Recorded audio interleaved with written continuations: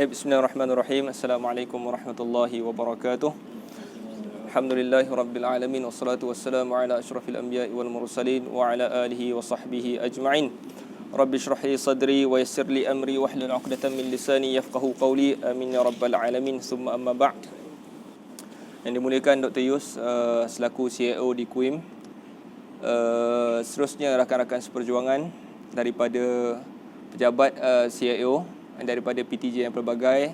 Terima kasih kepada perpustakaan selaku tuan rumah ini, PTJ daripada IT, PTJ daripada penerbitan, dan semua sekali hadirin hadirat yang dirahmati Allah Subhanahu Wa Taala sekalian. Semoga kita semua dirahmati dan diberkati oleh Allah, sama ada yang datang ke sini secara sukarela ataupun paksa rela. Tuan-tuan, kadang-kadang perkara yang baik itu datang kepada kita dalam bentuk terpaksa kadang-kadang, betul? Kan benda yang datang tu kadang-kadang kita buat tu, kadang kita terpaksa, tapi banyak kebaikan datang daripada benda macam tu. Dan kita pun ada pengalaman dalam hidup kita kan. Kita buat benda tu, kita macam nak tak nak je, tapi benda tu ada kebaikan dia, kan? Sebab tu Allah SWT sebut dalam Al-Quran, asa an takrahu syai'an wa huwa khairul lakum. Kan? Boleh jadi engkau tak suka buat benda tu, kan, tapi dia baik untuk engkau.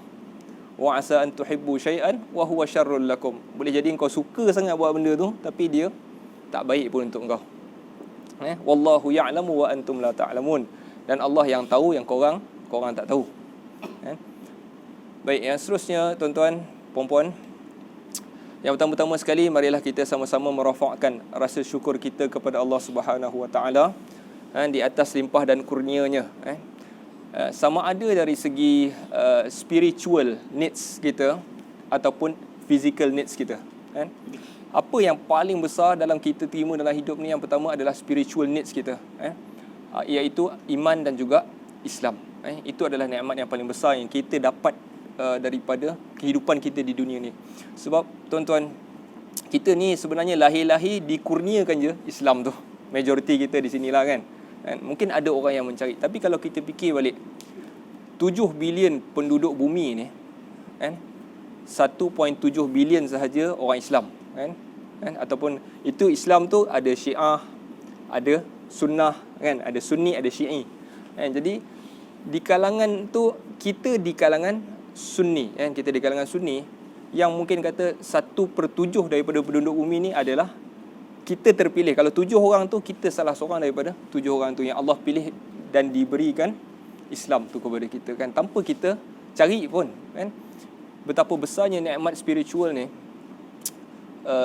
Kalau kita fikir balik, kalau kita mungkin banyak tengok dokumentari, kita tengok macam-macam amalan, macam-macam ritual, macam-macam agama yang diorang anuti dalam.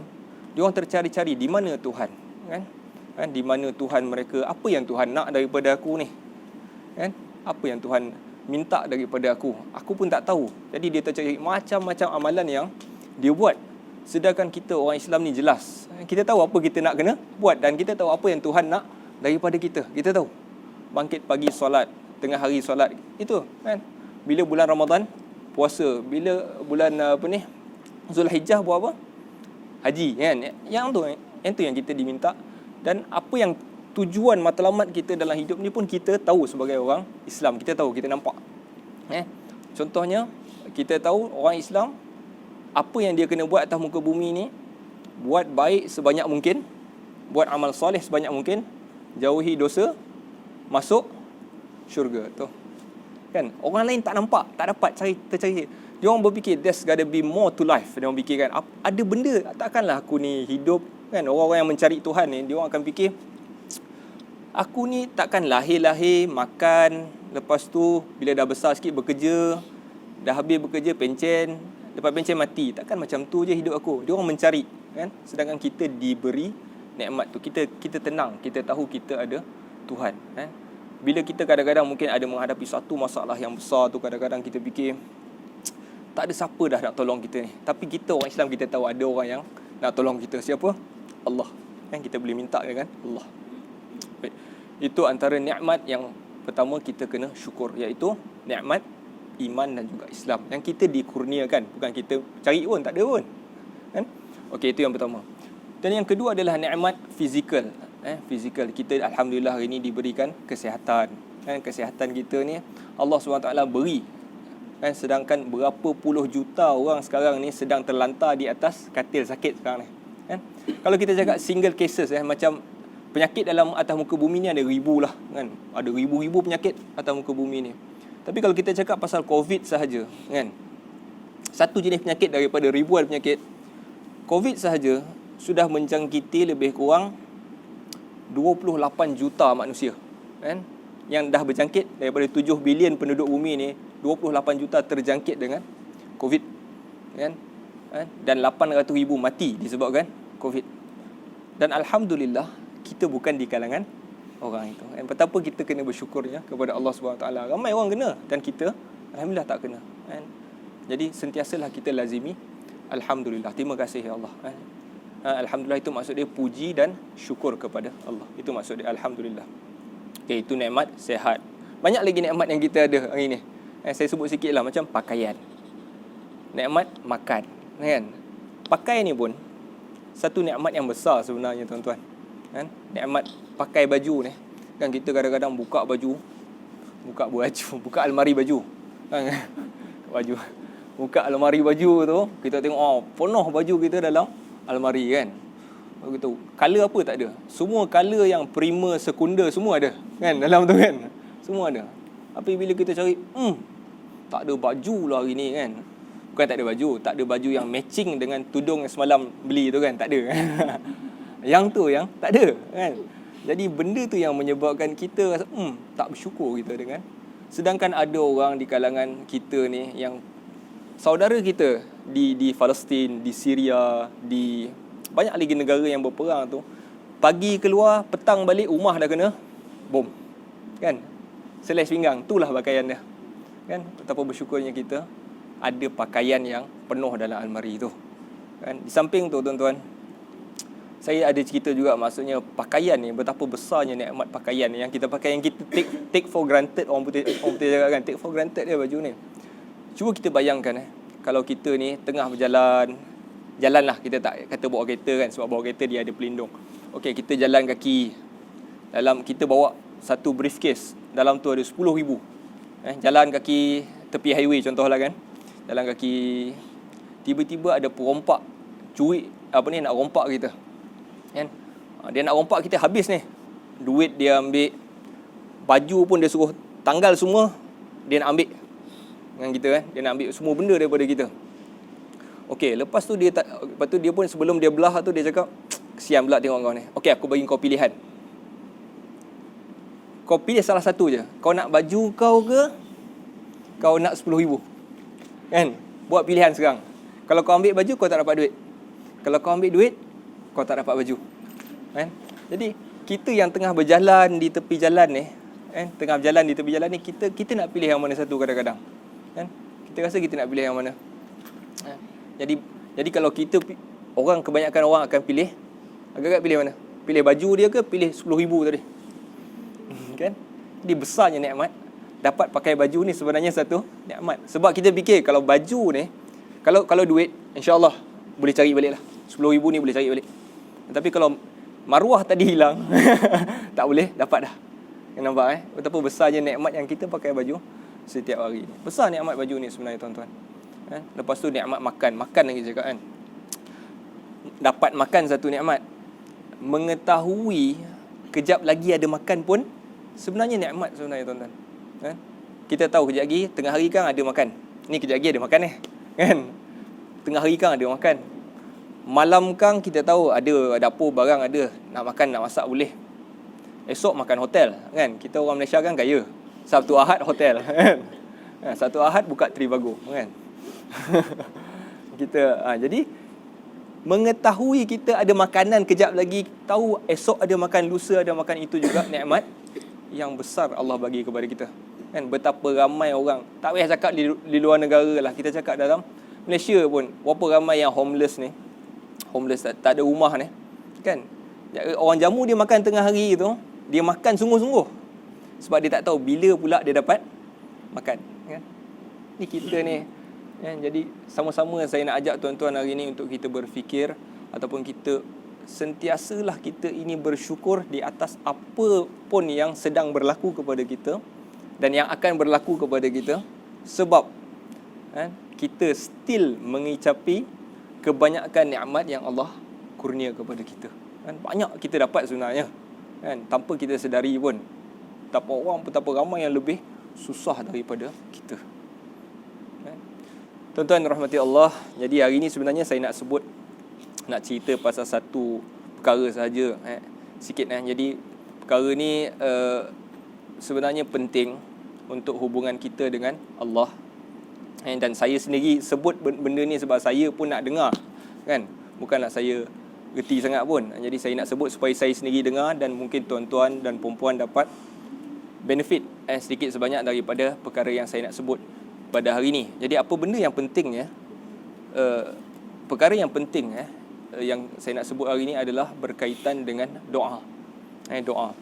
Jadi doa ni, bila kita sebut doa dalam bahasa tuan-tuan, bila kita sebut doa, orang Melayu bila sebut doa, kita akan terbayang apa itu doa. Doa tu yang ni doa.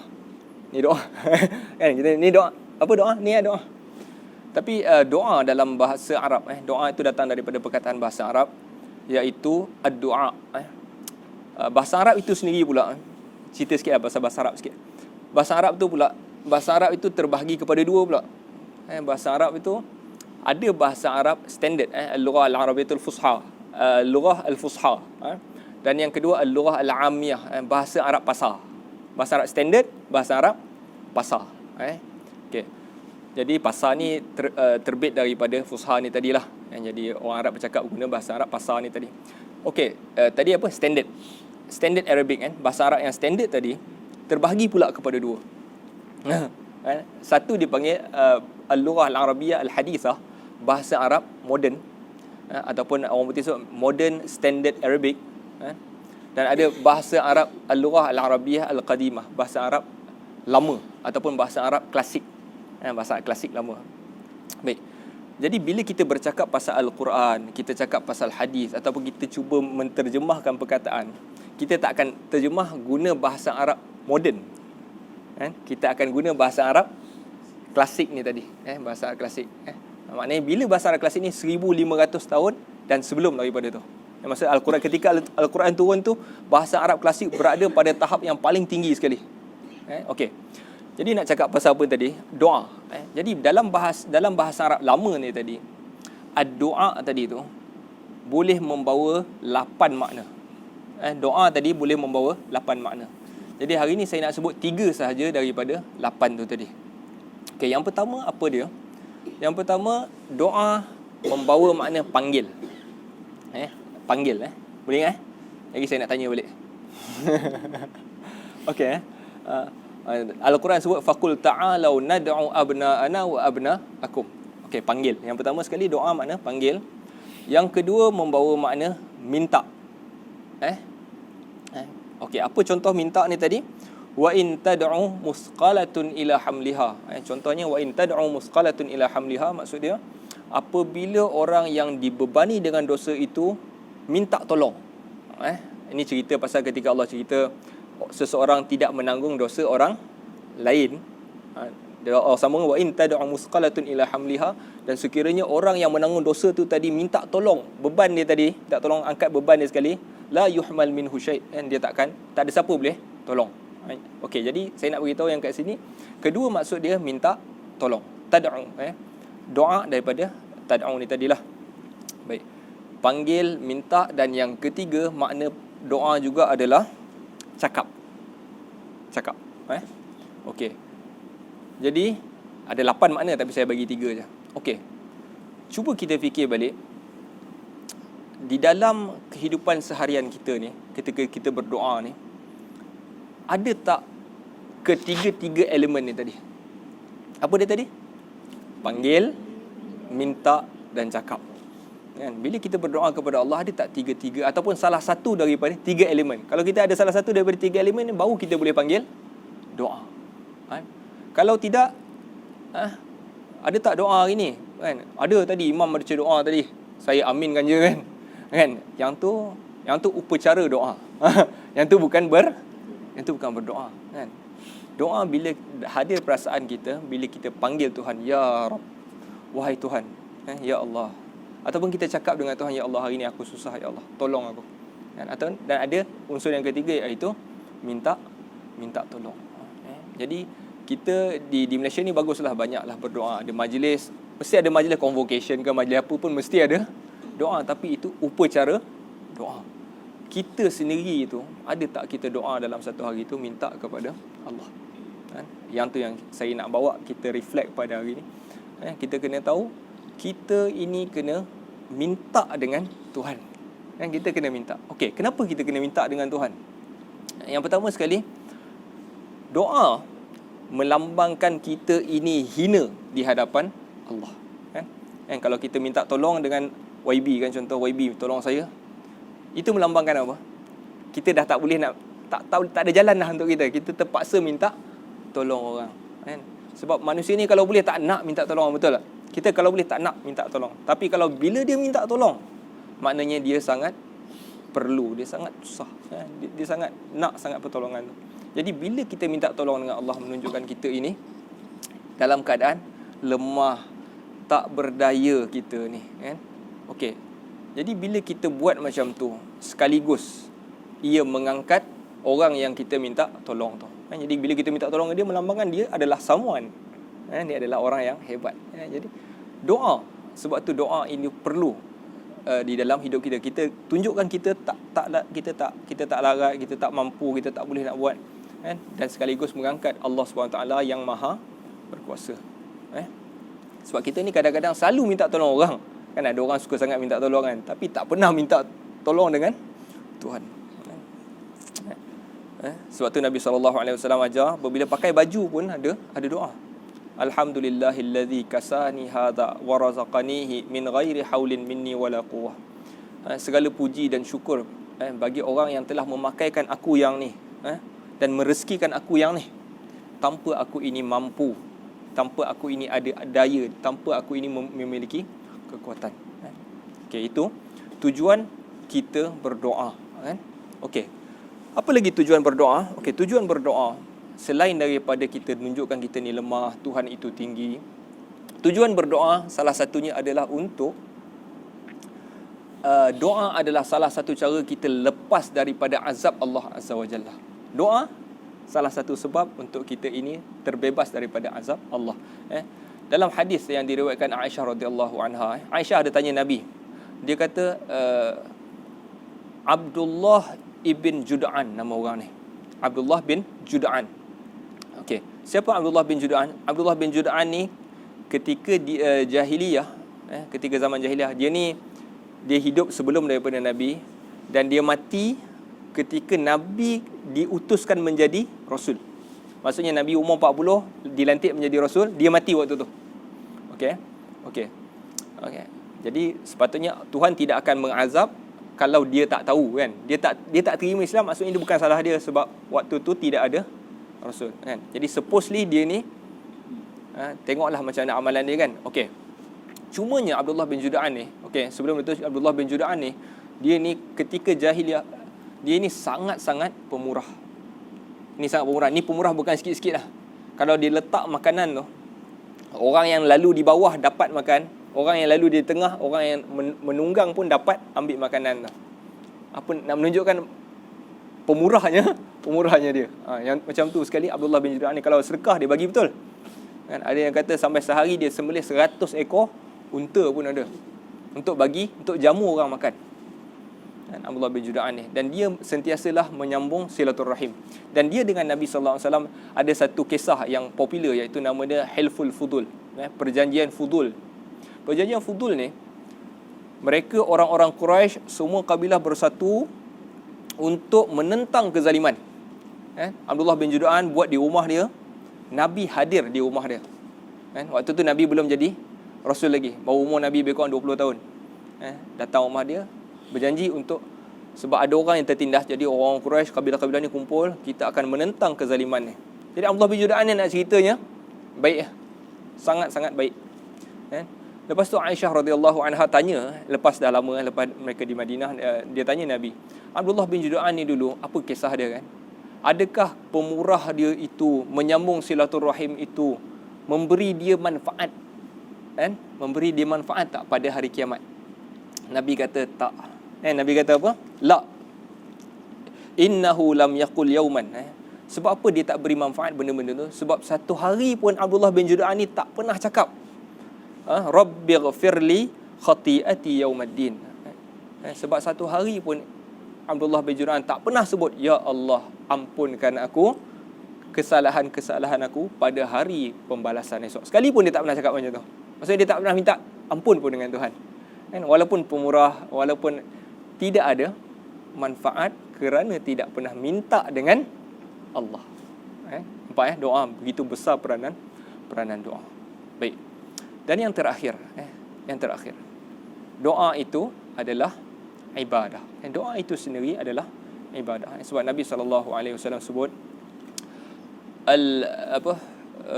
ad-du'a huwal ibadah. Nabi sebut sendiri dalam hadis, ad-du'a huwal ibadah. Doa itu sendiri adalah ibadah. Baik. Lepas tu Nabi SAW baca, wa qala rabbukum ud'uni astajib lakum innal ladhina yastakbiruna an ibadati yaumal qiyamati innal ladhina yastakbiruna an ibadati innal ladhina yastakbiruna an ibadati sayadkhuluna jahannama dakhirin.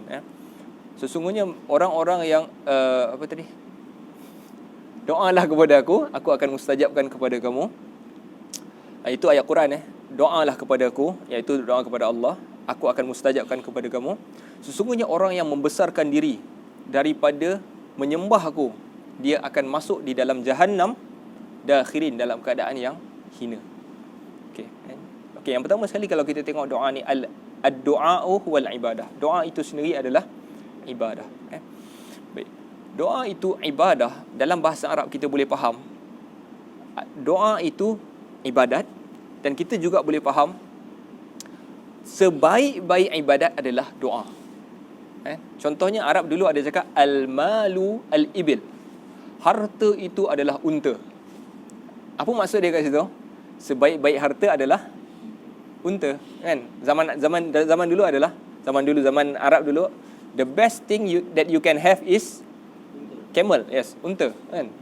Itu yang terbaik. Bukan rumah 2-3 lot, bukan. Unta, berapa ekor kau ada. Jadi hari ni kalau kita kata al-malu, hari ni kalau harta, the best benda yang kita ada adalah duit lah. Betul tak? Duit lah. Ataupun mungkin orang kadang-kadang tak tahu pun berapa rumah kau ada, tapi berapa dalam akaun kau. Macam tu lah, kan? Okey. Jadi ad-du'a'u huwal ibadah. Doa itu adalah ibadah. Jadi kita boleh faham doa itu sendiri ibadah, ataupun the best ibadah adalah doa. Sebab apa? Kalau kita fikir balik, betul tak? Betul. Sebab di dalam doa, okey, sebelum daripada tu, kalau kita ni dalam solat, kadang-kadang kita pun melayang dalam solat ni, betul. Puasa pun malas kadang-kadang, kan. Ada orang rajin, alhamdulillah, baguslah. Tapi dalam ketika berpuasa tu macam-macam pun kita buat. Macam kita mengumpat pun ada, tengah-tengah puasa pun ada, kan. Kadang-kadang bila berzikir tu pun melayang juga. Tapi bila kita berdoa, kita terkumpul pada situ banyak benda. Antaranya kita rasa kita lemah, kita merayu dengan Tuhan, kita panggil Tuhan, kita minta tolong dengan Tuhan. Jadi banyak elemen dekat situ yang menyebabkan doa is the best ibadah untuk seseorang hamba. Doa adalah yang terbaik untuk seseorang hamba. Lepas tu ayat tadi tu, mintalah kepada aku akan mustajabkan kepada kamu. Orang-orang yang membesarkan diri daripada beribadah kepada aku akan masuk ke dalam jahannam dalam keadaan hina. Dalam keadaan hina. Baik. Jadi Allah suruh minta, tapi kalau kau tak nak minta kepada aku, dia akan masuk jahannam dalam keadaan hina. Kalau kau tak nak hina diri kau sekarang, minta dalam keadaan hina, kau akan masuk jahannam dalam keadaan hina. Jadi saya ingat sampai situ dulu kot, sebab jadi dah lama pula. Saya ingatkan banyak lagi ni, ada 3 poin lagi, tapi tak apalah, saya berhenti dulu setakat sini. Jadi sama-sama saya nak ingatkan tuan-tuan dan puan-puan untuk kita sentiasa berdoa, dan jangan hanya bergantung kepada upacara doa. Berdoa kepada Tuhan dalam keadaan hinakan diri kita, puji Tuhan, dan anggaplah itu adalah ibadah yang terbaik. Kalau bangkit malam-malam tu, Kadang nak ambil semayang ke kan, kadang-kadang kita memang lihat pun kan, samalah, saya pun sama kan. Jadi kalau tak larat, doa kepada Allah kan, doa puji Tuhan, puji Tuhan. Sebab okey, lepas tu last thing okey, kalau kita doa satu benda tu, kita tak dapat, tak mustajab doa tu. Aku dah minta lama dah dengan Tuhan ni, tak dapat kita kena tahu doa itu sampai kepada Tuhan, tetapi dalam 3 bentuk. Dalam 3 bentuk. Okey, ini hadis Nabi SAW. Ma min muslim yad'u bida'watin. Nabi kata, tidak ada seorang Islam itu pun minta satu benda, laisa fiha ismun, dia tak minta benda-benda dosa, wala qati'ati rahim, dan bukan yang putuskan silaturahim. Contohnya, ya Allah, bagilah dia tu. Yang tu tak. Kalau doa kita mengandungi benda-benda yang baik saja, kena tahu doa itu sampai dan Allah simpan doa itu untuk kita. Cuma dia akan bagi dalam 3 bentuk. Imma an tu'ajjala lahu. Allah kata, Nabi kata, sama ada Allah akan terus bagi. Okey, itu yang pertama. Imma an tu'ajjala lahu da'watuhu, dia bagi terus. Wa imma ayyadakhiraha lahu fil akhirah, sama ada dia simpan untuk hari akhirat. Kan timang-timang dosa, berat dosa ni. Itu ada doa. Masuk balik pahala, dia akan jadi untuk kesenangan kita pada hari akhirat. Sampai doa tu sampai, tapi dalam 3 bentuk. Dia akan simpan untuk kita pada hari akhirat. Wa imma, kata Nabi, ayyasrifa anhu minas su'i mithlaha, ataupun dia akan ambil doa tadi tu, tapi dia letak untuk tempat perkara lain. Contohnya kita, ya Allah, bagilah aku sejuta, bagilah aku sejuta. Kita minta. Tapi kita ni pun satu juga masalah, minta dunia je kan. Jangan minta dunia, sekalikan dengan akhirat.